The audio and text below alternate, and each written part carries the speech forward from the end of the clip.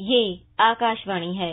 प्रस्तुत है कार्यक्रम सुर्खियों में। इसके अंतर्गत सुनिए उत्तर प्रदेश विधानसभा चुनाव के अगले चरण पर क्षेत्रीय संवाददाता के साथ आकाशवाणी संवाददाता कमल कुमार प्रजापति की बातचीत।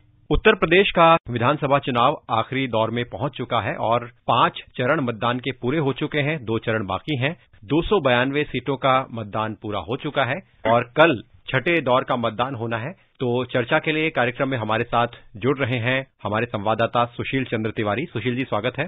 धन्यवाद। सुशील जी, उत्तर प्रदेश विधानसभा चुनाव का कारवां जो पश्चिमी उत्तर प्रदेश से शुरू हुआ था, अवध होता हुआ बुंदेलखंड पहुंचा और अब पूर्वी उत्तर प्रदेश ये चुनावी कारवां पहुंच चुका है। क्या स्थिति है? 10 तारीख से मतदान शुरू हुआ था, लगभग 1 महीना होने वाला है, 20 दिन से ऊपर हो चुके हैं। तो 5 चरण पूरे हो गए हैं। अब छठे चरण में है। एक बड़ा दांव है इस वक्त सभी राजनीतिक दलों का और बहुत ही महत्वपूर्ण है, क्योंकि 5 चरण में जिस प्रकार की स्थिति रही है, आमतौर पर बहुत ही कड़ा मुकाबला सभी पार्टियों का दिख रहा है। तो सबकी कोशिश ये है कि छठे और 7वें चरण में अधिकतम जो है वो सीटें हासिल करके अपनी बढ़त बढ़ाएं और आगे ले जाएं उसको। और जबरदस्त चुनाव प्रचार भी हुआ है। हमने देखा प्रधानमंत्री जी की भी रैलियां हुई, बहुत तमाम राजनीतिक दलों ने अपनी पूरी ताकत झोंक दी। प्रियंका गांधी ने रोड शो किया, अखिलेश यादव ने रोड शो किया और अमित शाह की रैलियां हुई हैं, राजनाथ सिंह की रैलियां हुई हैं, तमाम बीजेपी नेताओं की रैलियां हुई हैं। तो अच्छा संघर्ष है और दिलचस्प मुकाबला है। जी, अगर अपने श्रोताओं को हम नाम भी बताएं जिन 10 जिलों में कल मतदान होने वाला है। अम्बेडकर नगर, बलरामपुर, सिद्धार्थनगर, बस्ती, संत कबीर नगर, महाराजगंज, गोरखपुर, कुशीनगर, देवरिया, बलिया।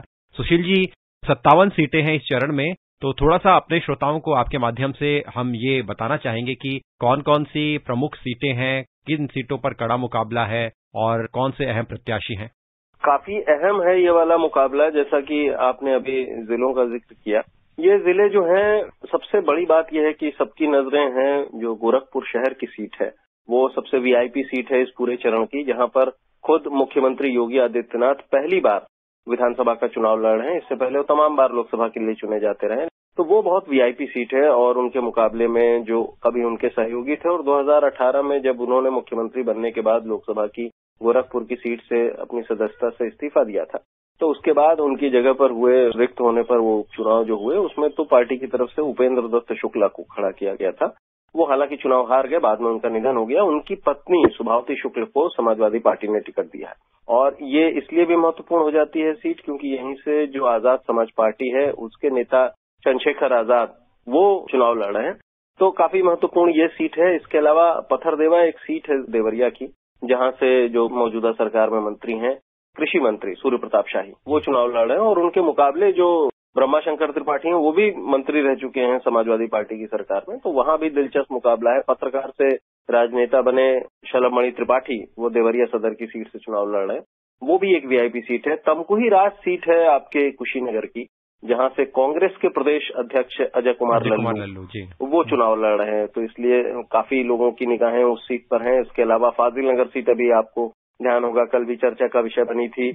वहां कुछ हिंसक झड़पें हुई थी, एक दूसरे पर आरोप लगाए गए थे। तो वहां से स्वामी प्रसाद मौर्य, जो कि पहले भाजपा सरकार में मंत्री थे, उससे पहले बसपा सरकार में मंत्री थे, वो अब समाजवादी पार्टी के टिकट पर वहां से चुनाव लड़ रहे हैं। और इसके अलावा कुशीनगर जिले की 2 ये बड़ी महत्वपूर्ण सीटें हो गई हैं। इसके अलावा आप जब इधर की तरफ देखिए कि अम्बेडकर नगर जो है, वहां पर 2 बड़े महत्वपूर्ण बहुजन समाज पार्टी के नेता रहे, वो अब जो है यहाँ से चुनाव लड़ रहे हैं समाजवादी पार्टी की तरफ से।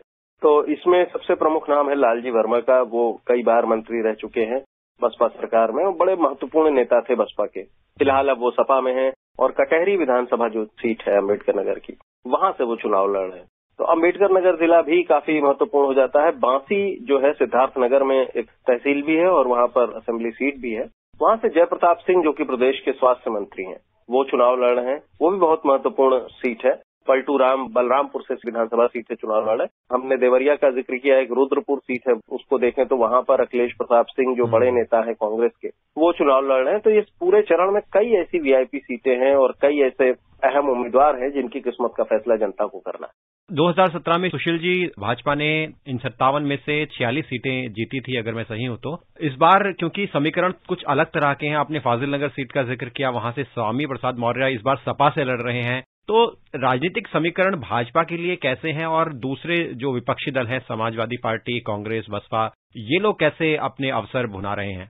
वस्तु स्थिति ये है कि सभी पार्टियां इस चरण को बहुत गंभीरता से ले रही हैं, क्योंकि वोटर के मन में क्या है, वो किसको समर्थन कर रहा है, इसके बारे में कोई भी राजनीतिक तमाम विश्लेषक भी कोई सही आंकड़ा न लगा पा रहे हैं, न आकलन कर पा रहे हैं। तो इसलिए सभी राजनीतिक दलों ने पूरा प्रयास किया है और सभी के लिए रास्ते खुले हुए हैं। बहुजन समाज पार्टी का गढ़, जिसे आपने भाजपा की बात की, कहा जाता है कि योगी आदित्यनाथ के जो क्षेत्र हैं वहां पर उनका प्रभाव स्पष्ट देखने को मिलेगा, तो ये उनके लिए भी एक प्रकार का टेस्ट होगा कि वो कितनी सीटों पर जीत दिला पाते हैं। ये उनके क्षेत्र में चुनाव हो रहा है। इस नाते पार्टी के लिए ये कड़ी चुनौती भी है, अवसर भी है और योगी आदित्यनाथ पर भी बहुत सारी उम्मीदें हैं। इसके अलावा आप देखें तो जो स्वामी प्रसाद मौर्य हैं वो पडरौना से कई बार जीत चुके हैं, तो उनके लिए भी स्वयं को साबित करने का मौका है कि समाजवादी पार्टी में आने के बाद उनके साथ ही उनके समाज के वोट या पार्टी के लिए लाभ की स्थिति बनी है। तो कुल मिलाकर के उन्हें भी अपने आप को साबित करना है। तो बहुत से लोगों के लिए ये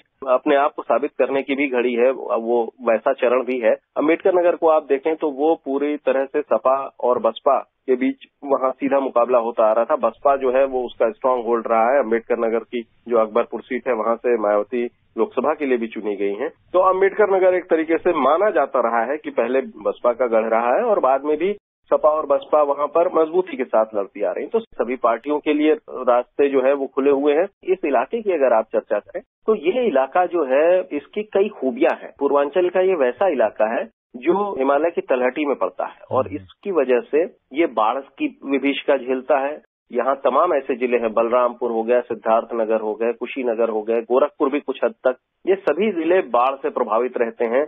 इसके अलावा यहाँ चावल की खेती बहुत मशहूर है। काला नमक चावल सिद्धार्थनगर में होता है। इसके अलावा गन्ने की खेती बहुत होती है। बहुत सारी चीनी मिलें हैं, देवरिया से लेकर के कुशीनगर, ये पूरी पट्टी जो है वो अपने गन्ने की खेती के लिए शुगर बाउल कही जाती है। और प्रवासी मजदूरों का बहुत अहम मुद्दा है। बहुत सारे लोग यहाँ से पलायन करते हैं, दूर दराज में जाकर के नौकरी करते हैं। तो और ये इलाका बहुत पिछड़ा हुआ है।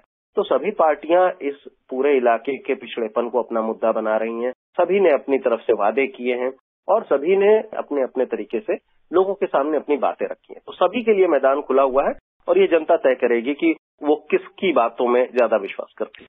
सुशील, पूर्वांचल में केंद्र सरकार ने इंफ्रास्ट्रक्चर के काफी मॉडल को तैयार किया। कुशीनगर में जैसे एयरपोर्ट हो या और भी ढांचागत विकास हो, तो क्या भारतीय जनता पार्टी को इसका एक तरह से चुनावी कोई लाभ मिलेगा या जो दूसरे दल हैं वे किस तरह के मुद्दों को लेकर चुनाव में उतरे हैं?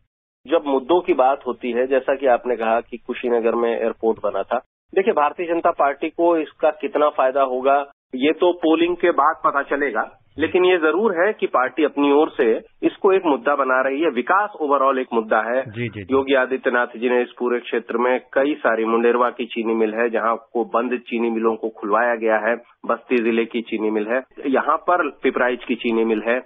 तो जो गन्ना किसान है उनके लिए भी सरकार ने जो काम किए हैं उसको वो गिना रही है। कुशीनगर का आपने जिक्र किया, गोरखपुर में एम्स का जिक्र होना चाहिए, खाद कारखाना का जिक्र हो रहा है, तमाम बीजेपी के नेता उसका जिक्र करते हैं। और देखिए आकांक्षी जिले जो है उसमें बलरामपुर और सिद्धार्थनगर, ये दोनों आकांक्षी जिले हैं। सिद्धार्थनगर से ही प्रधानमंत्री जी ने मेडिकल कॉलेजेस के 12 या 13 मेडिकल कॉलेजेस को एक साथ शुरुआत की थी, तो वो हेल्थ इंफ्रास्ट्रक्चर को भी बढ़ाने की कोशिश है। बलरामपुर में जो सिंचाई की व्यवस्था है उसको मजबूत करने के लिए तो पार्टी ने जो किसानों के विकास के लिए काम किए हैं, इंफ्रास्ट्रक्चर पर काम किया है, उसको वो गिना रही है। लेकिन अन्य दल बराबर जो कि स्वाभाविक तौर पर आलोचना करेंगे, तो उनकी तरफ से भी किसानों का मुद्दा, पलायन का मुद्दा और गरीबी का मुद्दा, रोजगार का मुद्दा वो उठाया जा रहा है। कांग्रेस की तरफ से भी लगातार, समाजवादी पार्टी की तरफ से उनका ये कहना है कि भाई ये जो है वो दिखावे का विकास है, इसमें आम लोगों को फायदा नहीं हुआ है। तो इस प्रकार से दोनों पक्ष और विपक्ष के बीच अपने अपनी बातों को रखने का प्रयास हुआ है और ये